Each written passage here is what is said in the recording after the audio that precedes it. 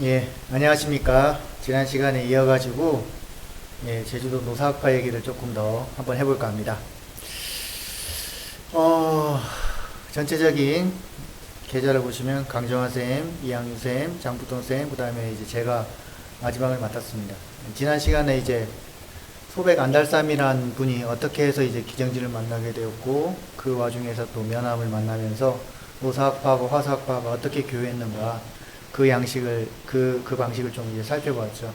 그 다음에 이제 소백 안달쌈 이후에 나타나는 인물이 바로 이제 부의 안병택이라는 분이 나타납니다.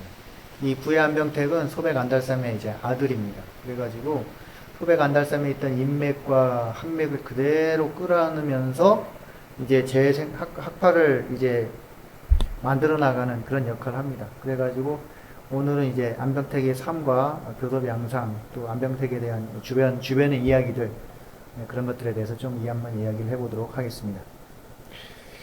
어딨지? 말고, 네, 여기 있네요.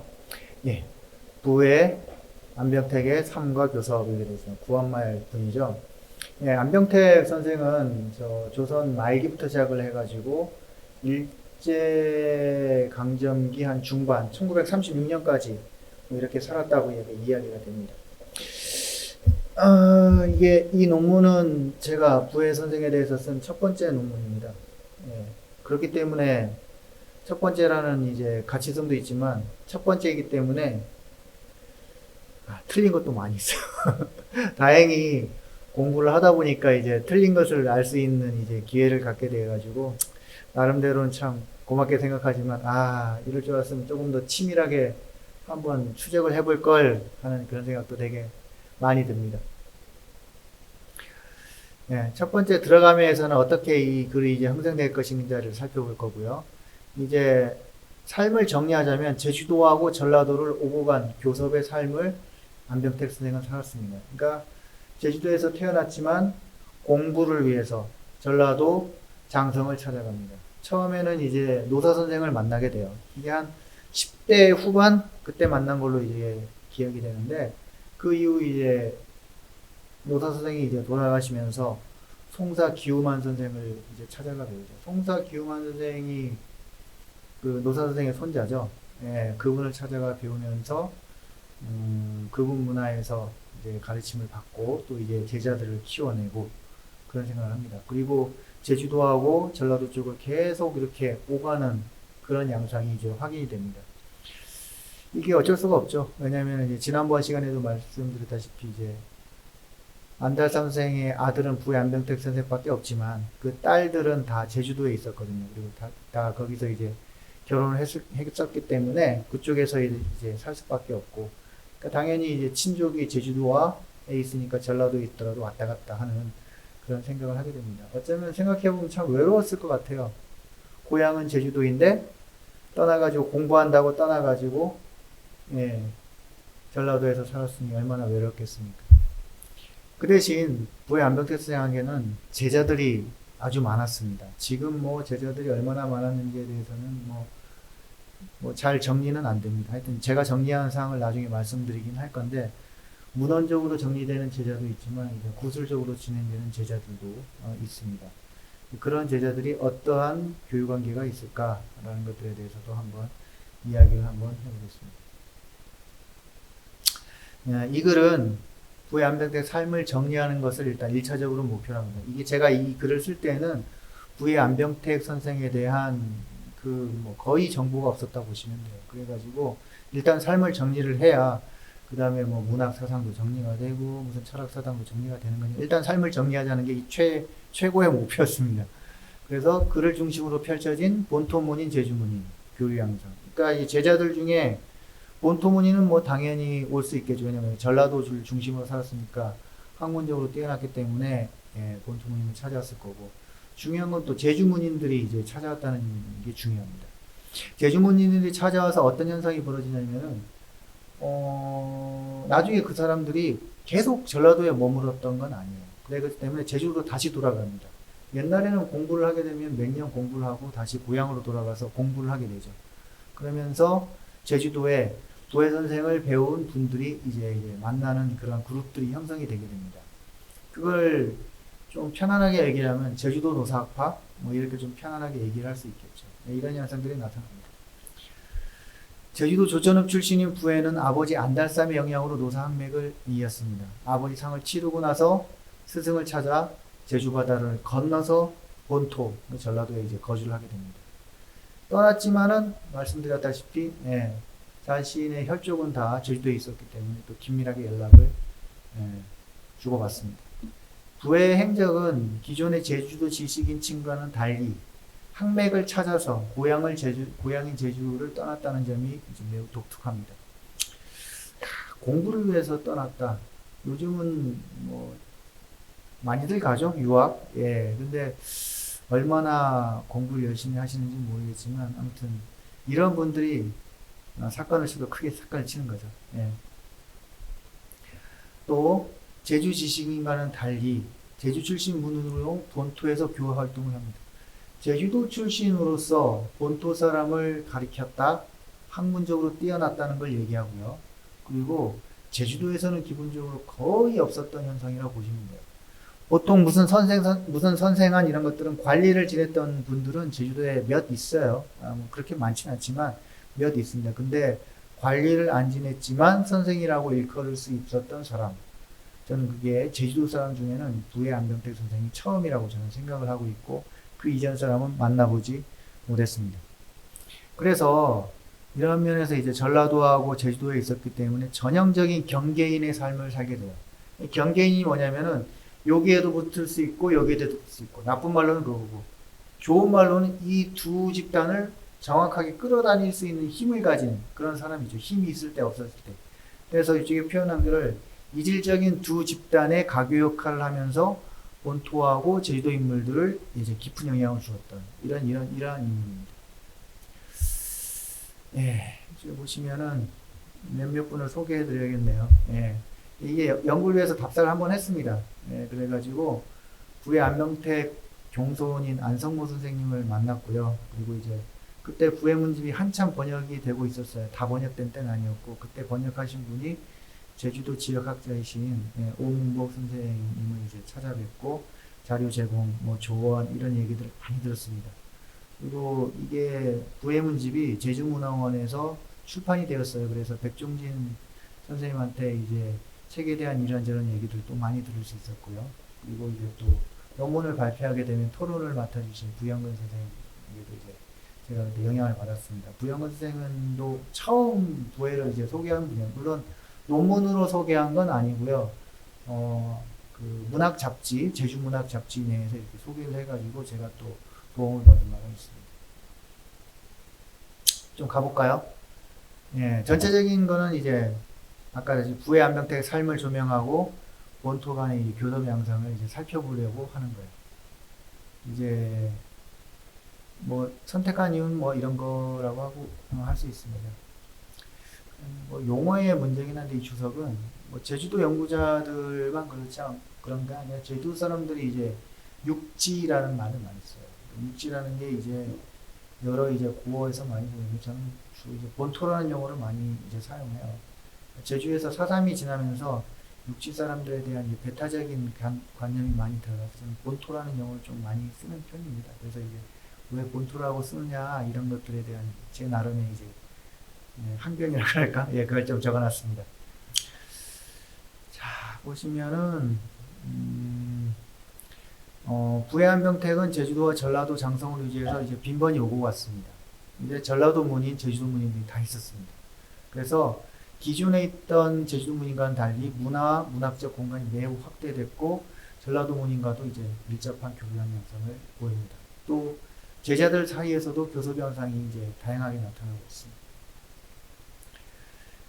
이러한 부의 안병택의 이제 삶은 어느 정도는 이제 전라도 본토 그리고 제주도 간의 이제 문화적 교류라고 할 수 있고 평행적 교류가 이루어졌다는 점이 중요하죠. 평행적이라는 것은 전라도 제주도가 평행으로 할 수 있잖아요. 근데 예전에는 유배인이 왔던 분에게 수직적으로 이건 이거야 라고 이제 강압적이라기보다는 뭐 거의 주입식으로 하는 이러한 뭐랄까 방식이었다면 굉장히 다른 방식으로 이루어지고 있다.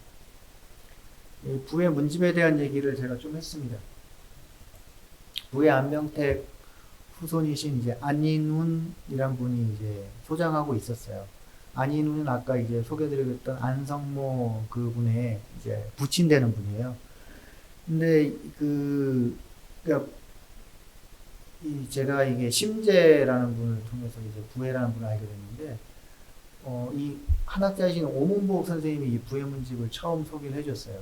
그래서 이제 오문복 선생님이 전라도 지역을 이제 종종 왕래하세요. 그래가지고 고저점에 갔다가 부회 안병택이라는 혹시 분 아냐고 이렇게 좀 물어봤던 모양이에요. 그래가지고 책방 주인들은 잘 모르죠. 이게 유명한 사람 아니거나 뭐 또는 인터넷에서 검색이 안 되면 잘 모르죠. 그래서 자기가 동네 잘 아는 사람이 있다고 이렇게 한 다음에 그 책방 주인이 박래호 선생님을 이제 소개시켜 주셨어요. 박래호 선생님도 이 동네에서 되게 유명하신 분이죠. 그래가지고 이분이 박래호 선생이 그 부의 종손이 노사 선생 제사 때도 오고 그랬는데 최근에 안 보여가지고 나이도 있고 그래서 참 소식을 모르겠네 그러면서 이렇게 하면서 찾았는데, 그래서 이제 안인훈 선생님을 찾은 거예요. 가니까 안인훈 선생님이 눈이 너무 멀어져가지고 많이 안 좋아가지고 이제 바깥 외출을 못 하셨던 거죠. 그래가지고 이제 오은복 선생님이 그 부의 문집이 있냐고, 그러니까 안인훈 선생님이 저쪽 그 괴짜 그 위에 보면 그 있다고 해서 꺼내보라고 해서 꺼냈대요. 보자기에 이렇게 싸져 있었다고 들었습니다. 그래가지고 오은복에 딱 펼쳐보더니 이게 부의 문집이란 걸 이제 한 거죠. 그래가지고 이 책을 뭐 그 당시 참 오래됐을 때니까 이 책을 외울 수도 없고 이거 다 필사할 수도 없고, 그리고 오문 선생이 안인훈 선생한테 이렇게 뭐 얘기를 했대요. 처음 만나서 참 이제 초면에 이런 얘기 참 그런데 이 문집이 참 중요한 문집인 것 같고 제주도 내에서, 그리고 그런데 이제 뭐 어떻게 할 수도 없으니까 혹시 하루만 빌려주시면 이걸 복사를 해가지고 다시 돌려드리겠습니다 라고 했대요. 선생님네가 책 주인이면 어떻게 해야 되겠습니까? 얘가 초면에 왔는데 나한테 책을 빌려줘서 복사해서 주겠다? 과연 믿을까? 어떻게 할까? 복잡한 마음이 들 거 아닙니까? 근데 안인훈 선생이 오은복선한테 이렇게 얘기했대. 이러면서 우리 할아버지를 찾아서, 우리 증조 할아버지가 되죠? 할아버지를 찾아가지고 문집 찾아가서 제주도까지 왔는데 그냥 가져가서 복사해서만 돌려주라고. 그렇게 해서 오은복 선생이 그 부의 문집을 가지고 온 다음에 책으로 영인을 하게 됐어요. 그래가지고 처음에는 제주대학교 탐나문화연구소, 지금 탐나문화연구원인데 연구소 시절에 그때 소장님을 하셨던 분이 저랑 조금 이제 친분이 있는 분이었는데 그분한테 얘기를 해줬어요. 이 문집이 중요하고 이제 영인되면 이제 앞으로 공부할 사람이 있을 겁니다 라고 해가지고 영인을 먼저 이제 시작을 하게 됐죠. 그래서 탐나문화연구소에서 부의 문집이 2권의 분량으로 나왔어요. 근데 글이 되게 난삽해요. 네, 그래서 이제 오은복 선생은 이제 그때부터 이제 부의 문집을 번역을 하기 시작을 해요. 그게 이제 총 4권의 분량인데 적은 분량은 아니었어요. 그거를 이제 하나하나씩 번역을 이제 하게 됩니다. 예, 그렇게 해서 이제 부의 문집이 세상에 알려지게 됩니다. 원래는 보시면 13책 분량이었는데 3책은 일실되었어요. 어떻게 일실됐냐고 뭐 들어보니까, 그러니까 후손들, 그 배웠던 제자분들 중에 자기가 책 4권을 좀 가져가서 보다가 주겠다라고 했었는데 그게 돌려주지 않은 게 3권이라고 합니다. 뭐 시부분 몇 부분들이 있는데 아무튼 그런 부분들이 있습니다. 그래서 이제 처음 문집에 소개될 때는 10책 분량으로 문체와 상관없이 묶여 있었고요. 필체가 한 사람 것이 아니라 여러 사람이 나눠서 이렇게 등설했어요. 근데 이것도 사연이 있었는데, 집안에서 전해지기를 부회 선생님이 돌아가신 다음에 당신이 문집을 이렇게 정리를 못했대요. 그리고 지난번에 말씀드렸다시피 아들이었던 안동술 선생이 일찍 돌아가셨잖아요. 그러니까 이제 아들이 이제 그걸 정리할 수 있는 기회가 없었던 거예요. 그래서 이제 이걸 어떻게 할까 하다가 부회 선생 상이 났을 때 제자들이 모여가지고 이거 우리가 필사하자 그런 얘기를 했대요. 그래서 나누어서 이제 필사를 해가지고 했는데 뭐 가면은 본인이 필사한 분도 있을 거고 또 그분들도 제자를 키우셨기 때문에 제자들이 필사한 경우도 있어요. 그래가지고 이렇게 모아졌대요. 그게 13책 분량이었다는 겁니다. 그래서 탐나무나 연구소에서 나온 책을 보면은 그게 여러 가지 필체로 되어 있는 게 바로 이런 겁니다. 그래서 이제 문집 중간중간에 보면 같은 글이 겹쳐져 있는 것들도 있어요. 필사하는 와중에 겹쳐진 거죠. 그래서 이제 이 난고의 상태를 이제 오은복 선생이 시는 시대로, 편지는 편지대로, 뭐 서문이나 기문은 기문대로, 묘지명은 묘지명대로 체계적으로 정리를 해가지고 2003년에 이제 발간하게 되고 이 문집을 기준으로 2008년부터 9년 해서 13년, 15년인가 18년인가 이 부의 사집까지 이제 번역을 해가지고 묘지명까지 이제 다 번역을 해가지고 이래나 저래나 이제 문집을 번역을 해가지고 일반인들도 볼 수 있게 이렇게 했습니다. 이 부의 문집이 이제 고마운 건 뭐냐면 좀 늦은 시기이긴 하죠. 일제시대니까 조선시대에 다 한문을 지식인들 한문을 썼지만 기존의 제주 문집과 비교해 봤을 때 모든 문체의 형식을 이제 다 글로 쓸 수 있었던 사람이었구나라는 게 되게 중요해요. 한문학에서 이제 번역을 해보면 시, 무슨 장계, 무슨 여러 가지 뭐 서문, 묘지명 이런 것들이 다 있는데 그거를 어떻게 한문으로 표현하는가 되게 중요하잖아요. 근데 부회 선생은 그게 다 됐던 제주도 아마 최초의 인물이 아니었을까 라는 생각을 해요. 이 번역을 토대로 해서 부영근 선생이 이제 연원과 이제 한문, 서간문 같이 간략하게 확인했어요. 이게 부의 문집 1하고 2가 번역이 되었을 때 이렇게 이제 소개를 해줬죠. 그래서 이걸 기초로 해가지고 저도 이제 안병택이라는 인물에 대해서 이제 의미를 좀 부여해 봐야 되겠다라는 생각을 좀 해봤습니다. 그래서 제가 제주라는 공간에 논문을 쓸 때 부의 안병택 선생의 그 시문을 가지고 약간 언급을 했어요. 왜냐면 이제 경계성을 가진 인물이기 때문에 중요하다고 판단을 했죠. 그래서 이러한 것들을 기초로 해가지고 이제 삶을 이제 좀 확인을 해보겠다. 그리고 제주도하고 본토가 그 당시 어떻게 왕래하고 교섭했는가, 그 사람들은 또 어떻게 연결되는가를 좀 살펴보고자 이렇게 진행을 하게 됐습니다. 볼까요? 예. 전라도와 제주도와 전라도를 오간 교섭에서. 부의 안병택은 본관이 죽산입니다. 자는 처인이에요. 그러니까 자라는 것은 20살이 되면은 이름을 이제 바꿔주죠. 그걸 이제 뭐 이름을 올려준다, 뭐 이런 얘기도 하고. 이게, 자가 딱 생기면은 옛날 어렸을 때 이름은, 부르질 않죠. 그 다음에 부회는 이제 선생님이 이렇게 좀 되면은 호를 짓는 거죠. 부회는 아시겠죠? 뜰부자 바다에자. 바다에서 떠서 왔다는 거예요. 처인은 택불처인 언득지라고 해가지고, 여기 나오네요. 논어의 택불처인 언득지.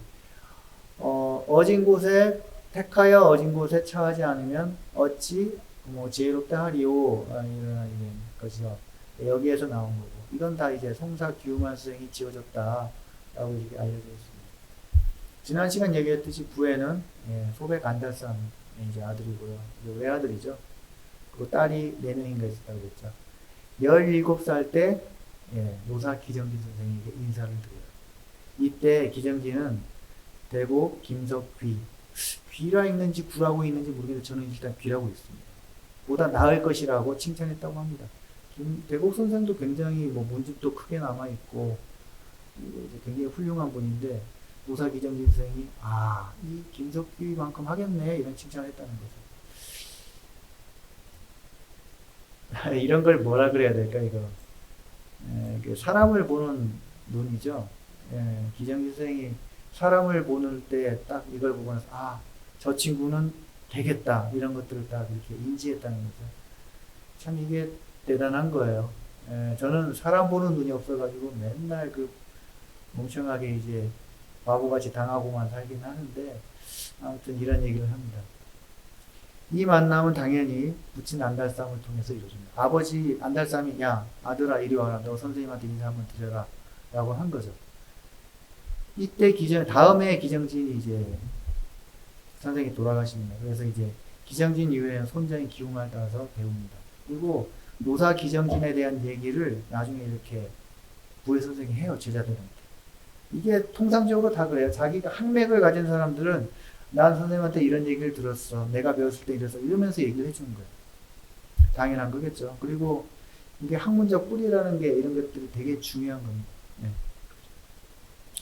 이게 김균배 일기인 근제 북학일기에 보면 이게 그대로 나와 있어요.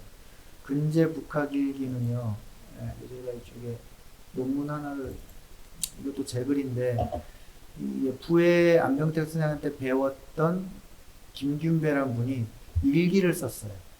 그래서 부회에게 배웠던 내용을 이렇게 쓰는 거예요. 왜 일기를 쓰느냐? 왜 쓸까요? 지난번에 한번 말씀을 드렸는데, 옛날에는 몇십 년 거기서 공부할 수가 없어요. 근데 그건 지금도 마찬가지예요. 공부를 몇십 년 하는 게 누구한테 따라서 배울 수가 없어요. 한 3년 정도 이렇게 배우는데, 그때 배울 때 가장 핵심적으로 배우는 게 일기 쓰기하고 편지 쓰기를 배워요. 기본적으로. 거의 그렇더라고요. 그래가지고 일기를 쓰면은 일기를 선생님한테 검사를 받는 거예요. 그러면은, 야, 너 때는 이런 글을 쓰면 안 된다. 이런 글자를 써라. 뭐 이런 것들을 가르쳐 주는 거예요. 뭐 예를 들면, 뭐, 어르신이 돌아가셨습니다. 이렇게 표현하잖아요. 근데 일기를 쓸 때는 처음 어린이들 쓰면 그 어르신이, 누구누구 어르신이 죽었습니다. 쓸 수도 있고, 누구누구 어르신이 뒤졌습니다. 라고 쓸 수도 있고, 누구누구 어르신이 가셨습니다. 라고 쓸 수도 있죠. 그런 것들을, 문장 표현들을 바꿔주는 거예요. 한문에서는 그런 표현들이 굉장히 정확하게 나와요. 그러면서 한자에 대한 관념들이라든지 그런 걸 익히면서, 그 다음에 그것들을 통해서 이제 편지 쓰는 법을 배우는 거죠. 그러면 이제 공부했던 내용들을 가면서 자기가 지었던 생업에 종사하면서 틈틈이 공부하면서 물어보고 싶은 그 책을 읽으면서 궁금했던 것을 적어 놓는 거예요. 그런 다음에 그 궁금했던 것들을 적어서 선생님한테 편지를 보내는 거예요.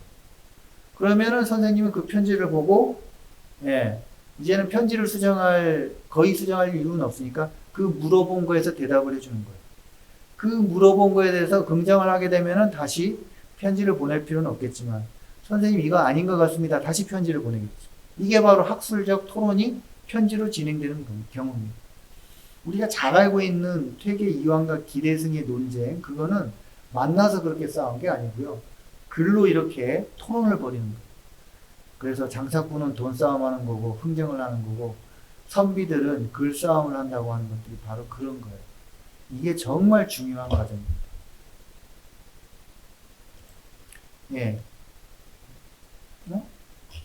이거 아닌가? 이거네요. 그 다음에, 기정진은 기우만을 따라가서 배웁니다. 그 다음에 25세 되는 때 안달상의 운명을 이제 발휘합니다. 그래서 부친상을 치르고 나서 1892년에 아버지의 유지에 따라서 장성군 고산 지역으로 이사를 한 것으로 보여져요. 아버지의 유지는 그거죠. 뭐 좀 거칠게 표현하면, 야, 제주도에서 네 공부할 거 하는 것을 쓰기가 참 쉽지 않을 것이다. 그리고 좋은 선생님이 있으니 선생님을 찾아가서 배웠으면 좋겠다. 뭐 이런 정도의 얘기인 것 같아요. 그러니까 이제 그쪽으로 이제 가게 됐겠죠. 그래서 이때부터 주로 아마 기우만의 가르침을 받았고, 기정진에서 기우만으로 이어지는 문화생들과의 교류가 시작이 됩니다. 기우만 선생에게 배운 제자들이 굉장히 많이 있어요. 그리고 이 노사 학맥에서는 서로 이렇게 교차로 찾아가서 배우는 경우도 많았고요. 그리고 학맥을 떠나가지고서 배우는 경우도 많았어요. 이거는 일제시대라는 이제 특수한 시대적 상황도 없지 않아 있었던 것 같아요. 근데 조선시대 때도 그런 경우는 있긴 있어요. 근데 아무튼 일제시대만큼 활발하진 않죠. 이제 처음 갔을 때 92년에 갔는데 1894년에 이제 동학난이 일어납니다. 이걸 뭐 저는 난으로 표현을 했는데 동학혁명이라고 표현하신 분도 있고 그렇습니다. 제가 난으로 표현한 이유는 일단 요 글이 부회 선생 중심으로 써져 있기 때문에 그래요. 부회 선생은 이 동학난으로 집안의 모든 재산을 약탈당하고 맙니다. 그러니까 제주도에서 넘어올 때 아마 제주도에 있던 재산을 다 하나씩 정리를 했겠죠. 그걸 이제 은자로 바꾸어서 이자를 했겠죠. 네, 그렇죠? 그러니까 이거를 뭐 정착할지 토지를 사들이고 했는데 동학군을 만나가지고 탈탈 털린 거예요. 얼마나 열받았겠어요. 그때 심정이 바로 이거예요. 산처럼 끓어오르는 분노를 느낀다. 이거 진짜 끓어오르는 분노. 네, 저라도 그럴 것 같습니다. 네. 그러니까 얼마나 힘들었겠어요. 재산을 다 털어서 공부하러 왔는데 그 재산을 또 동학군이 털어갔으니 네. 분노 플러스 절망감. 네. 경제적으로 굉장히 어려웠을 것으로 이제 짐작이 되어서요. 그래가지고 얼마나 어려웠을까 그거 잘 모르겠는데 하여튼 정감도 있는 분이었는데 그 근대 국학일기를 보면 그런 얘기 나와요. 그 일단은 자기를 만나러 왔다가 가는 이제 후배가 있는 거예요. 그러면 이제 선생님들도 만나면 이제 갈 때 노잣돈이라 돈을 좀 주고 싶잖아요. 줄 돈은 없고 뭐 줄 거 없나다가 그래서 담배를 곰팡대를 뻐끔뻐끔 피다가 곰팡대를 이렇게 톡톡톡톡 친 다음에 야 줄 것도 없고 이 곰팡대 가져가 이러한 장면이 나요. 야 참 정겹다 이런 생각도 들지만 속으로 그 이면은 야 정말 곰팡대를 줄 정도로 겁밖에 줄 게 없었을까 하는 생각도 들기도 하고 복잡한 마음이었습니다. 하여튼 이 사건으로 시대적 상황이 있지만 동학군에게 전 재산을 뺏긴 물리적 심리적 트라우마 만만치 않았을 것 같습니다. 그래서 그의 기우만 스승이 기우만이가 잘못 썼네요. 기우만 선생이 동학난의 안정을 위해 노력한 것도 특이한 사실이죠. 그 다음에 이제 명성황후가 시해되는 사건이 벌어지고 이때 기우만 선생이 의병을 일으켜요. 근데 나중에 이제 선유사의 권유로 기우만이 의병을 해산하게 돼요. 뭐 선유사의 권유는 당연한 거죠. 야 우리끼리 싸워야 되겠냐 이런 얘기죠. 그러니까 이제 일본 놈 때문에 우리끼리 싸워야 되겠냐는 순간 이제 기우만도 의병을 해산하는 거죠. 그래서 이제 의병으로는 행동하기 판단하기 어렵다라고 생각하고 삼산산 꼭대기에서 삼산제를 짓고 이제 내려가진 않습니다. 부해는 이때 의병에 참여하진 않습니다. 아마도 부해가 일가의 제사를 모시고 있었고 자기 혼자뿐 없었고 또 내려와 제주에서 이제 본토로 건너가면서 많이 어려웠던 측면도 있어서 그런 게 아닐까라고 생각을 하겠죠. 하지만 심리적으로는 분명하게 스승을 따라갔다라는 게 이제 그건 분명해요. 1896년에 장덕리로 거처를 옮기는데 이때 이제 쌍석 이희용이란 분, 이 쌍석 유공과 이 문집도 남아있어요. 이 도우미로 이렇게 가게 돼요. 이희용이란 분 역시 이제 기정진과 기우만을 따라 배웠던 이제 문인입니다. 처음에 부해는 이제 이희용의 그 보조 선생님 뭐 그런 역할로 갔었대요. 그러다가 이제 부해를 중심으로 제자가 이제 슥슥 몰려드는 거예요. 그래서 나중에는 부해가 장덕리에 거처하면서 많은 제자를 걸려놨고요. 지금은 이 지역은 현재 개발이 됐고요. 아파트로 둘러싸여 있는데 아직도 서당골이란 지명이 남아있고요. 이를 기념하는 구조물도 남아있어요. 부해를 찾아온 학생들이 굉장히 많았다는 걸 이게 짐작할 수 있어요. 제가 주석 8번 한번 볼까요? 부해 선생 후손 안성문 선생에 따르면은 당신의 할머니가 서당에 온 학생들의 밥을 지었는데 많을 때는 함께 100명의 식사를 준비했다고 합니다. 100명. 말이 100명이지 군대에서 한개 중대 지금 전투하지 않을 때 지금 평시에 인원이 한 100명 조금 되나마나 하거든요. 그 인원을 할머니가 그걸 다 했다는 거예요. 그러면은 그 할머니뿐만이 아니라 그 동네 사람들이 다 모여가지고 밥하면서 다 먹고 살 수 있었던 그런 게 되겠죠. 그 다음에 또 재밌는 게 뭐냐면 쌍석 이용이란 분이 처신에 대해서 굉장히 좀 아이러니한 측면이지만 재미있고 이해가 되는 측면이 있습니다.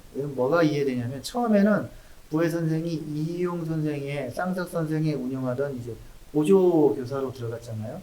근데 나중에는 애들이 보니까 부해를 굉장히 따라다니는 거예요. 이 친구가 공부를 열심히 했구나. 그리고 자기가 궁금한 걸 정확히 짚어주는 거죠. 그러면은 보조교사니까 지금 우리 입장에서는 야 저거 저 친구 해임, 부회를 자르고 야 다른 애 데려와라 이렇게도 할 수 있잖아요. 그러잖아요. 근데 쌍석 이희용 선생은 그러지 않았어요. 내가 다른 데로 가면 돼. 그래가지고 쌍석 이희용 선생은 나중에 영광 지역으로 이제 옮겨가서 그쪽에서 수상을 해요. 그러니까 굴러온 부회 선생이 박힌 이희용 선생을 이제 뭐 거칠게 표현하면 이제 빼낸 형태죠. 근데 그 이면에는 어떤 측면이 있냐면은 학문적으로 뛰어나니까 이건 네가 해야 된다라고 정확히 짚어주는 거죠.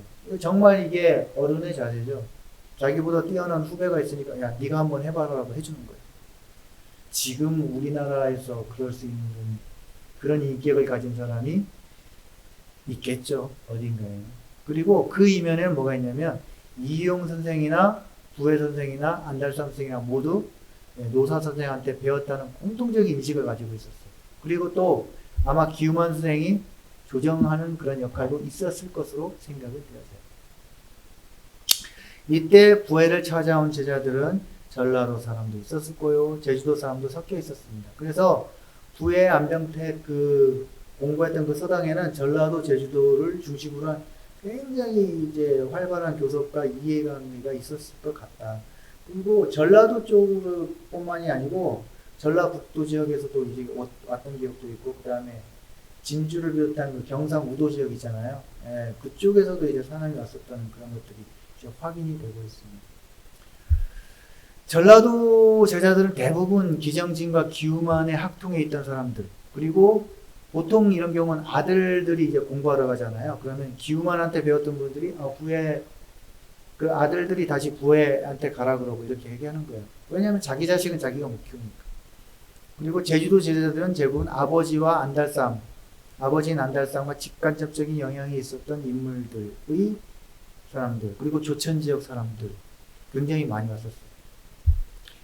부회가 본토에서 교학 활동 의미는 크게 두 가지로 정리가 되는데, 아까도 말씀드렸다시피 제주 사람으로는 처음으로 본토에서 교학 활동을 펼쳤다는 거예요. 선생이라는 말을 처음 들은 거예요. 저는 그렇게 알고 있어요. 물론 이제 경제적 타개하려는 점도 분명히 있었겠죠. 하지만 실력이 받쳐주지 않았다. 그거 불가능하니까. 사람이 실력이 없으면 설 수가 없어요. 백도 실력인가? 아무튼 그렇습니다. 그리고 부회 이전에 제주 지식인이 교학 활동을 했더라도 제주도를 벗어난 적이 없습니다. 또는 목민간이나 뭐 그런 과정과도 분명히 달랐고. 그래서 본토에서 선생 위치까지 올랐던 처음의 사람이었다. 처음 분이었다. 그다음에 이렇게 이제 부회 선생의 시를 하나 제가 소개를 했습니다. 이 시는 이제 간단히 설명했으니까 송사선생 수석운이라고 되어 있어요. 부회 문집에는. 그리고 이게 원본도 남아있어요. 이쪽에 보면은 원본에 부회 친필도 전하는데, 이게 문집에는 이렇게만 되어 있는데 친필 작품에는 뭐라고 되어 있냐면 송사선생 수석상에 불가무 원운이라 이 사여 선지한대 급지불가면 전리창하 왕교구전 남자 득소리 기호라고 되어 있는데, 해석을 하면 이걸 해석했습니다. 송사선생 생일자리에 원운이 없을 수 없는데 나에게 먼저 하라고 하셨다. 감히 그럴 수 없지만 먼저 창화하고 졸렬함을 입고 올렸다. 보는 사람이 가볍다고 희롱하지 않을까, 이런 내용이에요. 이게 무슨 얘기냐, 송사선생 수석이라는 건 뭐냐면 송사선생 환갑 때 환갑을 축하하는 자리에 사람들이 모인 거예요. 제자들이 모인 거죠. 글을 쓰는 사람들은 모이면 글로 표현하는 거예요. 맞죠? 그러니까 이제 운이란 건 뭐냐면 시를 짓는 거예요. 그러면 이렇게 송사선생 수석상에서 제일 먼저 지어야 될 사람은 누굴까요? 송사선생이 먼저 지어야 돼요. 그러면은 그 운자에 따라 가지고 제자들이 하나 둘씩 이렇게 같은 운자를 통해 가지고 시를 드리는 거죠. 축하드립니다. 그런 다음에 이게 나중에 이거를 쭉 모으면은 이게 이제 나중에 한 300년 되면 국보가 되는 거예요. 그러면 송사선생 환갑 때 송사선생이 시를 지어야 될 거 아니에요. 근데 송사선생 생일자리에 원운이 없을 수 없다 그랬잖아요. 그러면 송사선생이 시를 짓지 않은 거예요. 시를 짓지 않은 것까지 뭐 그럴 수 있다라고 치는데 나에게 먼저 지으라고 하셨다. 내가 가니까 그러니까 부회 선생이죠. 송사 선생이 부회 선생님 보고 나 시 안 지을 테니까 네가 먼저 시를 지어라. 내 생일 축하하는 시를 지어라. 이런 거예요. 이래서 안 되잖아요. 극지불가면. 그렇게 되시 이렇게 하면 안 된다는 건 내가 잘 알고 있지만 선생님이 시키니까 억지로 지으는 거예요. 그러니까 경솔하다고 생각할 게 아닌가 이렇게 생각하는 거예요. 그러면 왜 송사 선생이 부회 선생 보고 먼저 지으라 그랬느냐? 왜 자기가 지을 수 없었을까? 송사 선생이 못 지어서? 천만의 말씀 만만의 콩떡입니다. 송사 선생님도 시를 잘 지었어요. 시도 있고 안 지은 이유는 정확하게 문헌으로 나와 있지 않은데 즐거운 날이 아니라는 거예요. 그럼 송사 선생한테 즐거운 날이 아니라는 것은 두 가지 의미 정도로 이제 해석이 될 수 있어요. 첫째는 부모님이 다 돌아가신 경우 생일도 즐겁지 않다라고 생각했던 그런 사람들이 있어요. 그리고 실제로 이런 것들은 문헌으로 남아있고 두 번째는 송사 선생의 환갑이 나라를 빼앗길 때 있었어요. 그러니까 나라를 빼앗기고 그런 백성이 무슨 시를 지으며 풍어를 읊느냐 이런 생각을 했을 수가 있어요. 이거는 문헌으로 나온 거 아니에요. 그래서 아마 짓지 않았을까 저는 이렇게 추정을 합니다. 그러면 왜 부회 선생 보고 지었느냐? 이게 중요한 거죠. 몇 가지 이유가 있을 수 있는데 추정되는 이유는 첫째, 네가 믿음직하다 이런 얘기를 하는 거예요. 두 번째, 네가 문학도 잘한다 이런 얘기들이 있는 거죠. 기후만 환갑 때에 다른 문일도 있었겠죠. 근데 부회에게 먼저 지우라는 것은 부회에 대해서 그만큼 높이 평가하는 거예요. 이것이 부회가 기후문의 사상을 정확하게 계승했다는 증거가 되는 거죠. 하나의. 그죠? 송사 선생은 누구의 학맥을 이었죠? 노사 선생을 이었잖아요. 그러니까 이런 것들이 부회를 받쳐주는 아주 큰 힘이 되는 거죠. 참 부담스러웠을 것 같아요. 부회 선생도. 부담스러웠을 것 같아요. 자꾸 이 주석이 있었을 건데. 이 실제 작품은 제가 한번 봤어요. 이렇게 쭉 둥글둥글해서 첩처럼 되어 있는 건데, 이게 노사 선생의 후손인 기달서라는 분이 이제 소장을 하신 건데, 옥목 선생을 통해 가지고 그 실물을 한번 봤어요. 야, 이게 이렇게 만들어지는구나. 이게 어디 한번 나중에 소개되면 참 좋겠는데, 아무튼 그렇게 됐습니다. 그래가지고 이런 것들을 통해 가지고 부회가 기후만의 이제 적전이다. 그래서 나중에 기후만이 나중에 노사의 적전으로 평가받으니까 뭐 그런 얘기를 하는 거죠. 그래서 부회가 노사의 적전이다라는 이런 얘기가 있는 거죠. 그래서 나중에 부회 선생을 문집을 읽다 보면은 부회 선생을 찾아와서 글을 지어주라는 사람들이 있어요. 예를 들면 이거 노사 선생의 글인데 노사 선생의 이름이 없을 수 있는 글이 있잖아요. 이게 노사 선생의 글을 좀 살펴주십시오. 부회 선생이 노사 선생 글이라는 걸 적어주는 거예요. 또는 노사 선생이 뭐 잘을 지어줬는데 당신이 한번 더 지어주십시오라든지, 또는 이제 여기서 뭐 송사 선생이 글을 지었는데 당신도 하나 지어달라든지, 이런 식의 문학 이런 식의 것들이 문집에 나와. 이게 바로 당시 사람들이 노사 기정진, 송사 기후만, 그 다음에 부회 안병택 이렇게 생각을 하고 있다는 거예요. 이거는 아마 부회 안병택 그 계열에 있는 제자들이 아마 이런 식의 요구를 많이 받았을 거예요. 그게 바로 이제 학맥의 위대함이죠. 그 다음에 부회가 본토에서도 제주 중심의 구심점이 되었다라는 점이 이제 주목이 돼요. 예전에 제주도를 가기 위해서는 비행기가 없으니까 전라남도 지역에서 배를 타서 제주도 조천이나 화북을 가는 것을 원칙으로 해요. 부회가 있었던 광주는 제주로 가는 길목과 그렇게 멀지 않았어요. 제주에서는 조선시대 때 어디로 많이 갔느냐? 첫 번째가 이제 해남 지역으로 많이 가고요. 두 번째가 강진 지역 또는 고흥이나 진도 지역 이렇게 많이 가요. 이게 백길에 따라서 다른데, 이 지역들은 대부분 한양을 가려면 반드시 광주라든지 그 지역을 다 거쳐야 돼요. 그러니까 쉽게 얘기해서 제주도 사람 중에 일부러 일을 보러 광주 지역을 지나가는 사람들은 거의 대부분 부회 선생을 만났다. 이렇게 생각하시면 크게 틀리지 않는다라고 저는 판단이 되어집니다. 또 부회 선생이 조천 출신의 인물이었잖아요. 제주도 조천도 역시 지난 시간에 얘기했듯이 본토와 이어지는 아주 핵심 길목이란 말이죠.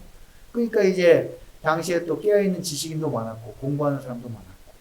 그러니까 이제 그렇기 때문에 제주도 사람들이 그 사람 부회를 찾아갈 수 있는 이제 힘이 되는 거죠.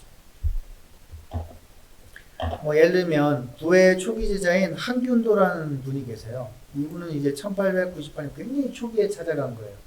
근데 이제 조천에 김희선을 통해서 이제 제주도에서 찾아온 거예요. 그러니까 조천의 김희선이라는 분도 문집은 남아있지 않아요. 하지만 굉장히 학식이 뛰어났던 것 같아요. 그럼 쉽게 얘기하면 조천 지역에서 김희선에게 배운 사람이 바로 한균도였던 거예요. 근데 김희선이 한균도라는 분이 더 공부하고 싶어 하니까 지금 우리 같았으면은 나 같은 이제 쫄쫄한 놈 같아서 내가 공부해서 너 좀 가르쳐 줄게 뭐 이렇게 할 수도 있잖아요. 근데 김희선은 그렇게 하지 않았어요. 광주에 가면은 부에 안병택 선생이 있고 그 사람은 나보다 학문이 더 뛰어나. 그 사람을 추천시켜 주는 거예요. 이거 정말 대단한 거예요. 공부하는 놈들이나 뭐하는 놈들은 밑에 있는 사람들이 자기를 못 볼 거라고 생각을 하고 대부분 그렇게 생각하지만 이 사람들 그렇게 그 사람이 더 뛰어나 라고 얘기하는 거예요. 더 중요한 건 뭔지 아세요? 김희선이 부회보다 나이가 많아요. 그럼에도 불구하고 이렇게 해주는 거예요. 정말 옛날 사람들의 그 겸손함 그리고 실력 배우고 싶습니다. 부회 자신도 제주도 왕래를 해요. 1908년 2번이나 방문하는데 안동술도 따라다녀요. 예. 그리고 김균배 일기에도 부회가 제주도에 온 기록이 확인이 돼요. 그러면 이제 부회가 제주도에 딱 뜨는 순간 부회하게 배웠던 사람들이 이제 제주도에 쫙 몰리면서 그때 이야기가 또 활발하게 되는 거예요. 그래서 부회는 제주도의 본토 지식인의 중간점에서 가교 역할을 하는 역할을 합니다. 그래서 수평적 교류는 가도 이렇게 하는 역할을 합니다. 1909년에 이제 의병을 모의했다가 스승 이규만이 했다가 이제 광주 경무소에 수감이 돼. 이게 성사문집에도 이 내용이 나와요. 서울에서 압송됐다가 이런 얘기 나오는데 이제 이러한 감시가 기우만에만 있었던 게 아니고 부회 선생한테도 감시가 있었다. 그러니까 기우만의 제자까지 감시가 있었다라고 얘기하는 건 뭐냐면 감시를 받았던 사람은 요주의 인물이었다라는 거죠. 그래서 부회 선생의 글을 보면 일제를 비판하는 글은 없어요. 하지만 제자들한테는 분명히 그런 글들이 이제 있었을 것이다. 라는 걸 알 수가 있겠죠. 행동으로 옮기지는 않았어요. 그런데 뭐 각자의 맡은 일이 있을 뿐 뭐 이런 구절이라든지 보시면 부회가 당시 교학 활동을 중심적으로 맡았다라는 걸 짐작을 할 수 있죠. 이제 교학 활동을 하는 건 특별히 글을 쓴다기보다는 이제 가르치는 거기 때문에 그때 이제 사상적으로 많이 이렇게 가르침을 주겠죠. 그 다음에 1908년에는 할아버지, 할머니, 아버지, 어머니 산소를 전라도로 이장을 하게 돼요. 이장하게 된 몇 가지 뭐 원인은 있겠지만 하여튼 장기간 고향에 떨어져 있어서 산소를 살피지 못했을 거고요. 그리고 또 산소를 침범해서 장사를 지내는 거 옛날에 이거 굉장히 큰 사건이었잖아요. 이런 것들이 있어가지고 옮겨야 되겠다라고 생각한 것 같아요. 지금도 이장하려면 참 힘든데 옛날에 어떻게 이장했을까? 참 이게 거기에 게다가 이제 배를 타고 산소를 이장하는 거 얼마나 힘들었을까 이런 생각이 들어져요. 그리고 문집에는 나중에 이장하면서 고마움을 표하는 편지들이 굉장히 많이 나와요. 진짜 이건 큰일이었어요. 지금도 큰일인데. 이장하기 위해서 16년에 달고 해서 3, 4개월 동안 머물기도 하고요. 목포에서 제주도에 보낸 부회 편지가 많은데 이때 고마움을 이제 많은 고마움을 표하죠. 부회 묘소 이장도 굉장히 의미가 있어요. 일단 처음 나타나는 거고 이제 사상적으로 유교적인 사고를 가지고 있고 이를 또 행동으로 옮겼다라는 점, 그죠? 그리고 이장을 통해서 인적 교류를 할 수가 있어요. 16년 만에 찾아갔기 때문에 당연히 뭐 부회를 아는 사람들, 야, 부회 온다는데? 그러면서 이렇게 만났겠죠. 그러면서 조찬, 함덕, 김영정을 돌아다녀요. 뭐 구체적인 동선은 확인되지 않지만, 뭐 성사 기우만 선생에 대한 이야기든 노사학파에 대한 얘기라든지 당시 뭐 광주 지역을 비롯한 뭐 서울 분위기들 이런 것들도 아마 오갔겠죠. 예. 그 다음에 64세 되던 때는 이제 목포로 내려가서 한약방을 해요. 그러면 서당은 망했겠죠. 망했다는 표현은 좀 거칠긴 하고 학생들이 줄어드는 거죠. 이게 영향이 있죠. 신학문이 되면서 소학교로 다니기 시작하는 거예요. 그래서 이제 학생들이 배우는 학생들이 점점 없어지는 거예요. 그래서 이제 한약방을 하게 되는데 이 당시 지식인들이 한약방이라든지 뭐 한의학 이런 걸 가지고 많이 연명 하여튼 뭐 그런 식으로 먹고 많이 살아요. 근데 이면에는 또 이런 게 있어요. 예, 내가 나라를 잃어버린 사람인데 잃어버린 지식인인데 어떻게 예, 높은 신분을 할 수 있느냐. 옛날에 한약방이 낮은 신분이었으니까. 예, 그래서 이 한약방을 하는 경우도 있었다라는 얘기를 들은 바가 있습니다. 신학문의 상장으로 이렇게 됐다는 거죠. 부의 생애는 처인과 부회라는 이름으로 아주 유학이 돼요. 제주도를 떠나서 바다를 떠났기 때문에 부회, 그리고 좋은 곳을 찾아서 간다라는 의미에서 처인. 하지만 그런 이런 마음은 본토문인과 제주문인 사이에서 아주 굉장히 뚜렷하게 나타납니다. 제주문인들 사이에서의 교섭이 이제 또 주목이 되죠. 안달쌈의 이야기를 좀 했어요. 앞에서 했던 얘기랑 좀 비슷하고요. 안달쌈의 존재, 이런 존재가 있어가지고 부의 안병택이 예, 그 뭐랄까 본토에서 강학 활동이라든지 존재감을 발휘할 수 있었다라는 것. 그리고 김석익의 이야기. 그러니까 제주 문화가 무속 불교 유교 혼재된 형태였는데 안달쌈의 경우는 안달쌈 말고 이제 부의 안병택 같은 경우는 완전 유교적 사상을 가지고 있었거든요. 예, 그런 것들에 대한 얘기가 있었습니다. 그러니까 이게 안달쌈이 풍부한 인간관계로 행하고 기정진 기우만으로 이어진 노사학파, 이항로 최혁현으로 이어진 화사학파가 하고 이제 안달쌈이 이제 교류를 할 수 있었죠. 그리고 제주 출신이기 때문에 제주도 지식인들이 쉴 새 없이 이제 오고 갑니다. 그래서 아버지의 인맥을 그대로 이어받은 거예요. 그래서 제주와 본토와의 교류에 있어서 아주 핵심적인 인물로 이제 자리합니다. 중요한 게 이거예요. 아버지의 인맥을 그대로 이어받은 것. 이게 되게 중요해요. 아버지하고 같이 공부를 했었기 때문에 공부했던 인맥을 그대로 이어받는 거죠. 제가 한문을 공부하다 보니까 어르신들하고 얘기를 많이 하게 되는데 진짜 도튼 어르신들이 많이 있어요. 예. 그러면 이제 뭐 저희 또래는 이제 윗대의 재산들을 이제 분재라 그러죠. 이거 이어받는 이제 재산을 받는 이야기를 하고 또 저희 아버지 뭐 돌아가셨지만 그 위에 선생님들은 자식들한테 재산을 나누는 이런 얘기들을 많이 하는데 그때마다 생각되는 게 그거예요. 윗사람들이 아랫사람들한테 남겨줘야 될 게 무엇인가? 돈일까? 돈 얼마나 쓸 수 있을까? 이런 생각도. 돈도 되게 중요하죠.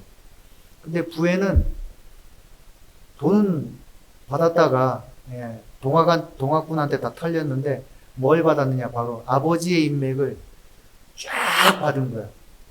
그리고 그 사람들이 부회를 살려주는 거예요. 이게 그런 것 같아요. 어쩌면 식당을 운영할 때 배를 이어서 식당 하시는 분 보면 손님들도 배를 이어서 가는 경우 있잖아요. 그것도 역시 인맥을 물려가는 거죠. 그래서 가장 좋은 거는 사람을 물려주는 게 정말 제일 좋은 거구나 이런 생각을 이제 많이 합니다. 그 다음에 물려받은 인물 중에 또 일학당 이계진, 이거 역시 이제 노상맥의 이제 제주도 인물 중에 핵심이죠. 이 사람도 역시 신촌 옆에 있는 이제 도련이라는 곳에 살았어요. 이 사람 역시 이제 그 당시 이제 제주도 지식인데 이 사람들도 역시 배웠던 사람들이 다 누구를 찾아갑니까? 부회를 찾아갑니다. 여력이 되는 사람 다 이제 부회를 찾아가기 시작하는 거예요. 그 다음에 예, 이계징에 대한 뭐 이야기들을 조금 해놨습니다. 그 다음에 또 나오는 게 이제 김희정 또는 김희정. 이것도 역시 지난 시간에 말했던 매개 이한우의 제자 중에 한 명인데 이 사람은 제주도에서 화서항맥을 개선하는 거의 유일무이한 사람이에요. 거의 유일무이하다는 건 이유는 뭐냐면 문집이 남아있는 사람이란 얘기예요. 다른 분들도 분명 배웠던 사람이 있겠죠. 제주도의 화서항맥은 기본적으로 면함체익현을 통해서 이루어지는데 이 사람이 바로 면함체익현의 제자입니다. 그래가지고 이 사람도 역시 아버지하고 친했잖아요. 안달삼하고 매개 이한호한테 같이 배웠잖아요. 그러니까 이 사람의 인맥들도 이제 부회 선생을 찾아오게 되는 거예요. 사람을 진짜 모든 인맥을 부회 선생이 다 이렇게 흡수를 하는 거죠. 네, 김희정의 얘기, 그다음 면한지의 얘기들 이런 것들 좀 적어놨습니다. 그래서 앞세대의 관계가 부회 세대 또는 그의 제자 세대까지 그대로 이어져요. 그리고 전라도 사람뿐만 아니라 모든 제주도 사람들이 거의 바다를 건너와서 부회를 만나고요. 또 부회는 동시대 사람들한테 제자들에게 어떤 이야기를 해주냐면, 야, 이리 와라. 우리 저 송사 선생이라고 훌륭한 분 알지? 그러면서 송사 선생을 직접 만날 수 있는 기회를 또 제공을 해줘요. 그죠? 자기를 찾아온 사람한테 나만 배우라 하지 않은 게 아니고, 야, 이 선생님 더 훌륭하니까 한번 만나봐.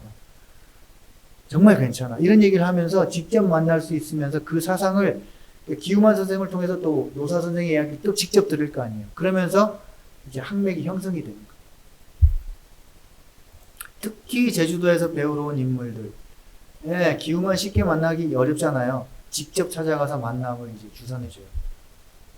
여기 보시면 이제 부회가 스승 기우만한테 편지를 보면은 한균도가 천리의 바다를 건너와 선생님께 공부하고 좋은 실력을 얻게 하였지만 형평상 저기에 머물러 있습니다.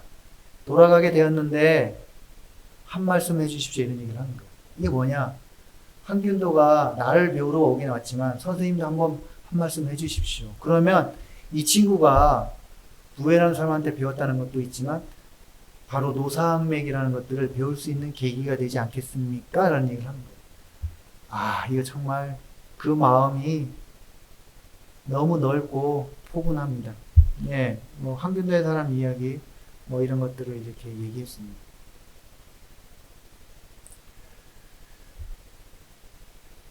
이때 이제 부회와의 교분으로 한균도는 노사항맥을 직접 접하겠죠. 그럼 이제 한균도라는 사람이 제주도에 가면은 또 어떤 현상이 일어나겠습니까? 나 부회 선생을 만났는데 부회 선생이 또 노사 선생 손자인 송 선생을 또 만나게 해줬다.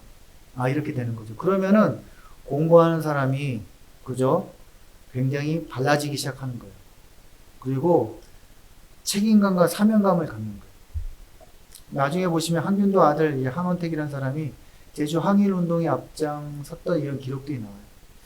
이거 과연 기정진과 부회를 떠나가지고 이런 것들이 그냥 한꺼번에 이루어질 수 있었을까? 아, 그렇지 않다라고 저는 판단을 합니다. 그 다음에 또 이응우라는 사람이 제주도 사람인데 이응우의 선조의 행장을 또 송사 선생이 지어줘요.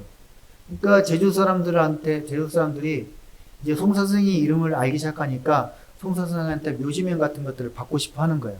선조의 묘지명. 그러면 이제 송사 선생한테 직접 가기는 그러니까 누구를 찾아가겠습니까? 바로 부회 선생이 찾아가서 야, 우리 선조 중에 있는데 송사 선생 글을 한번 받고 싶다 라는 얘기를 하는 거예요. 그러면 부회 선생이 군말 없이 선생님, 제주도에서 선생님 이름을 듣고 와서 묘발명을 얻으려 합니다. 이런 편지를 써주겠죠. 그러면 송사 선생이 묘발명을 써주는데 누구를 보고 써주겠어요? 바로 부회 선생을 보고 바로 제주도 사람들한테 써주는 거예요. 내가 믿는 사람, 부회니까 써주는 거예요. 이런 얘기들. 이응우라는 사람은 제주도에서도 이제 문집도 남아져 있고 꽤 중요한 사람입니다. 경주 이씨고요. 간혹 이게 10대 송. 지금도 문집들이 남아 있습니다. 그리고 이응우 아버지는 이제 뭐 기정진을 배웠다라고 이제 되어 있는데 기정진 문집에는 나와 있진 않아요. 유배했던 최익현하고 한라산을 같이 올라갔고요. 이제 한라산에 대한 이름들 몇 것들이 있습니다. 그리고 뭐 부회 중에서 김만석 또는 심재 김석이 이런 사람들이 다 나중에 그 항일운동을 펼쳐요. 제주도 내에서. 근데 이게 다 기우만 선생을 다 만나게 되는데 누구를 통해서 만난다? 바로 부회 선생을 통해서 이제 다 만나는 사람들이에요. 그 다음에 이제 제주도에 있는 글들을, 이제 선사는 누구냐면 기용환이에요. 제주도에 있는 글들을 모아서 보내달라. 그러면은 문집을 만들 때 기용환의 글을 이제 넣겠다, 이런 얘기를 하는 거죠. 실제로 이제 제주도에서 뭐랄까 그 묘지명들을 찾으러 다니시는 분들이 꽤 있어요. 예, 그런데 보면 기용환 선생의 글도 종종 많이는 아니어도 종종 확인할 수 있다라고 얘기를 합니다. 그 다음에 또 주목해야 될 게 간제 전후, 광면후, 곽종석에 배우러 갔던 제주도 사람들이 이제 부해를 만나는 장면이 나와요. 아까도 말씀드렸다시피 제주도 옛날 간제 전후 같은 경우는 그 개화도에 있었기 때문에 기본적으로 전라북도죠. 그 지역에 있었기 때문에 전라남도 지역을 떠날 때 부해를 이렇게 만나게 되는 거예요. 이건 고석구에게 보낸 편지면 개화도에 나가서 간제 노인을 만났다, 광면후 선생을 만났다, 이렇게 얘기를 하고 있죠. 이런 것들이 아마 부해 선생에 대한 명성이라든지 이런 것들을 확인할 수 있는 장면이에요. 그 다음에 이제 그 아들이 이제 고병호 장관제문이 알려져 있다는데, 이제 제가 잘못 기술했습니다. 고병호라는 분이 아니고 고경수라는 분입니다. 그 다음에 집이계 12지사 중에 한 명이라고 되어 있고 12의사라고 이렇게 집이계가 되어 있는데, 이 집이계에 대해서도 연구가 되어 있지는 않아요. 이게 뭐 항일운동을 펼쳤다라고 하는데, 저는 개인적으로 실체가 강하게 있다라고 생각되어지진 않아요. 문헌적으로 확인되어 있지 않아가지고, 저는 지금 여기서는 그때는 뭐 그런 생각을 못했는데, 지금 좀 판단을 해보면 집에게 있던 12의사에 대한 문헌적 근거는 좀 고민을 해봐야 된다라는 게 이제 그런 생각을 하고 있습니다. 노상맥인 부해와 전후학파의 교류도 역시 이제 제주도 사람들을 통해서 이루어지겠죠. 이제 학맥을 떠나서 국권 회복이라는 공통적인 목표, 그리고 이 과정에서 부해가 노상맥의 대표적인 역할을 하고 있다라는 점, 이런 것들이 되게 중요해요.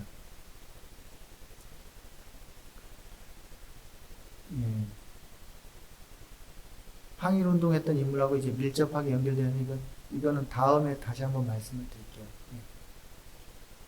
그 다음에 제주도와 본토의 관계에 있어서 부해가 중심적인 역할을 하고 있다. 뭐 영산포를 경영하는 경우도 많았고 있기 때문에 제주도의 지식인들 대부분 부해를 만난 것 같다. 비록 전라도 광주 지역에 있었지만 제주도 지역에 있는 모든 지식인들의 교분이 이어지고 있다라고 이제 하고 있습니다. 나오면서는 이제 내용을 간단히 정리한 것인데, 부해는 윗세대 인물인 기정진, 최익현 뭐 이런 사람들의 그 학맥들을, 인물들을 아버지인 안달사람에 통해서 인맥을 섭렵을 했고, 그 다음에 지역이 제주도에 있던 조천 지역이기 때문에 그 지역에 있는 사람들이 찾아왔을 때 그 사람들을 가리키면서 제주도 인물을 키워내고, 그리고 아래 세대 인물에 대해서는 적극적으로 자신의 스승이었던 살아있었던 기우만 선생과 만남을 주선하면서 너희들은 노사학파에 대한 그러한 신념을 가질 수 있게 이렇게 얘기했었다. 그리고 뿐만 아니라 간제전후, 곽종석, 국권회복이라는 공통된 목표를 교감하고 이렇게 만날 수 있었다라는 것들이 이제 확인이 되고 있습니다.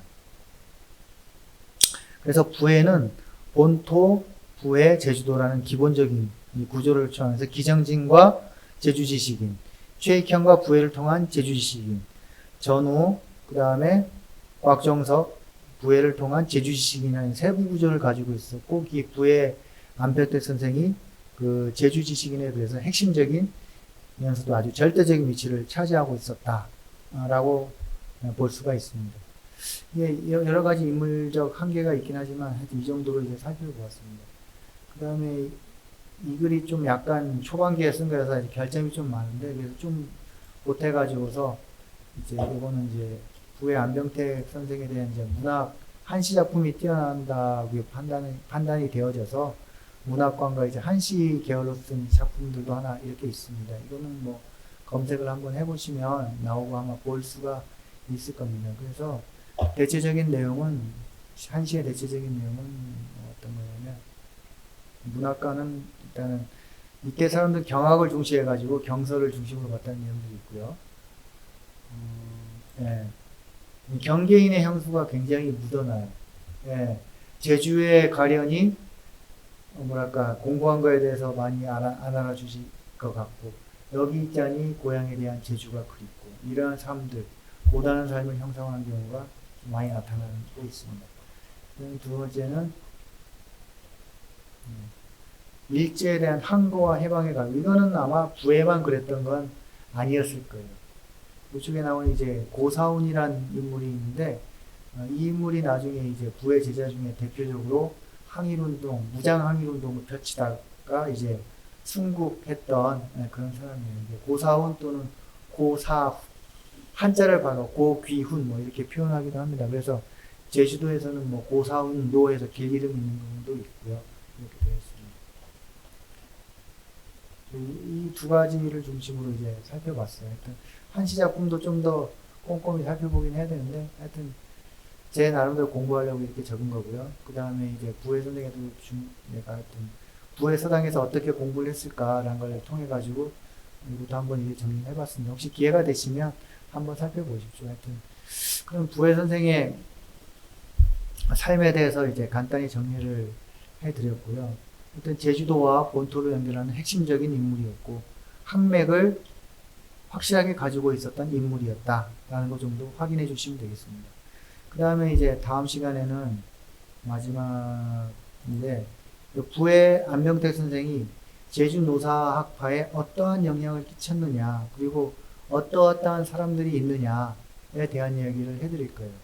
그래서 뭐 사실 지금 제주도는 무슨 학파라고 할 수 있는 사람들이 없지만 부의 안명택 선생을 통해서 제주도 노사학파라는 게 형성이 되어 있고 그리고 이러한 성격들이 매우 중요한 의미를 갖는다라는 게 대체적인 내용입니다. 오늘은 그럼 여기까지 할까요? 네, 그러면 다음 시간에 뵙는 걸로 하겠습니다. 장시간 들어주셔서 고맙습니다. 다음 시간에 뵙겠습니다. 감사합니다.